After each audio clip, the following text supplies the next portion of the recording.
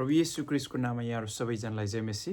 म ताराबहादुर सिङतान अनि तपाईँहरूको सामुने फेरि पनि म आएको छु र बाइबलको केही पदहरू म तपाईँहरूको सामुने पाठ गर्न गइराखेको छु। अनि यहाँ मैले ल्याएको छु प्रभु येशू क्रिस्टले हामीलाई प्रार्थना कसरी गर्नु भनिकन सिकाउनु भएको खण्डलाई। अनि मतिर ती सुसमाचार 6 अध्यायको म तपाईँहरूको सामुने पढिदिनेछु 9 देखि 13 सम्मलाई तपाईँहरूले पनि अनि हेर्न सक्नुहुनेछ। यहाँ यसरी लेखेको छ, हे हाम्रा पिता जो स्वर्गमा हुनुहुन्छ, तपाईँको नाउँ पवित्र होस्, तपाईँको राज्य आओस्, तपाईँको इच्छा जस्तो स्वर्गमा छ त्यस्तै यस पृथ्वीमा पुरा होस्।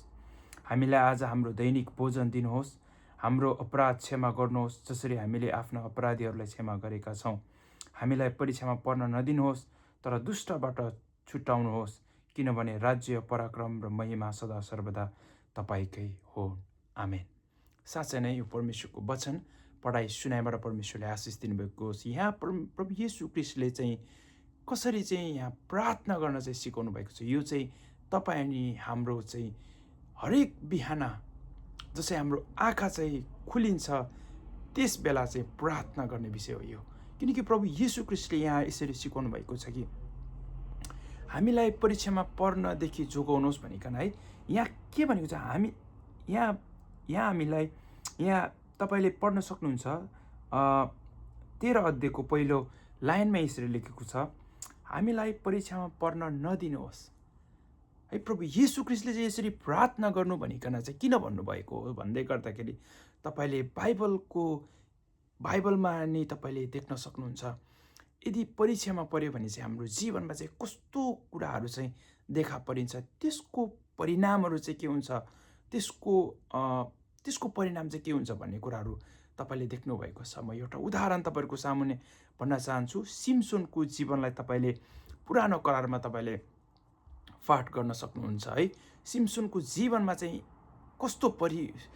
कस्तो परीक्षामा उहाँ पर्नुभयो र त्यो परीक्षाको परिणाम स्वरूप चाहिँ उहाँले कस्तो परिणामहरू भोग्नु पर्यो अनि कस्तो समस्याहरू चाहिँ उहाँको जीवनमा चाहिँ आइपर्यो र त्यसको परिणाम स्वरूप चाहिँ उहाँको अनि पछि चाहिँ उहाँको कस्तो अवस्था देखिएको छ भन्ने कुराहरू चाहिँ बाइबलमा स्पष्ट तरिकामा लेखिएको छ।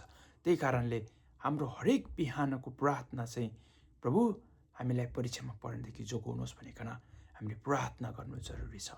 धन्यवाद दिन चाहन्छु। मैले यो छोटो सर्ट तपाईँहरूको सामुने भिडियो बनाएको छु अनि म आगामी दिनहरूमा अझ तपाईँहरूको सामुने अझ अलि लामो भिडियो र अझ प्रभावकारी भिडियो लिएर आउनेछु भनिकन अनि यो प्रतिज्ञा गर्दै आजको यो छोटो एपिसोड यहीँ राख्न चाहन्छु।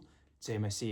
यहाँहरू सबैजनालाई शुभ बिहानी, आजको दिन आशिषमय रहोस् र तपाईँहरूको सम्पूर्ण सेवकाय, तपाईँहरूको मण्डली परिवार, तपाईँहरूको आफन्त परिवारमा, तपाईँहरूको घरानामा हरेक लिडर्सको जीवनमा परमेश्वरले आशिष दिनुभएको होस्। आर्थिक कुरामा आशिष दिनुभएको होस्।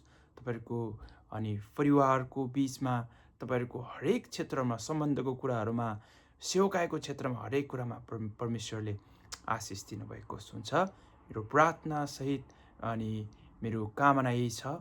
यहाँहरूबाट छुटिन चाहन्छु। जय मसी।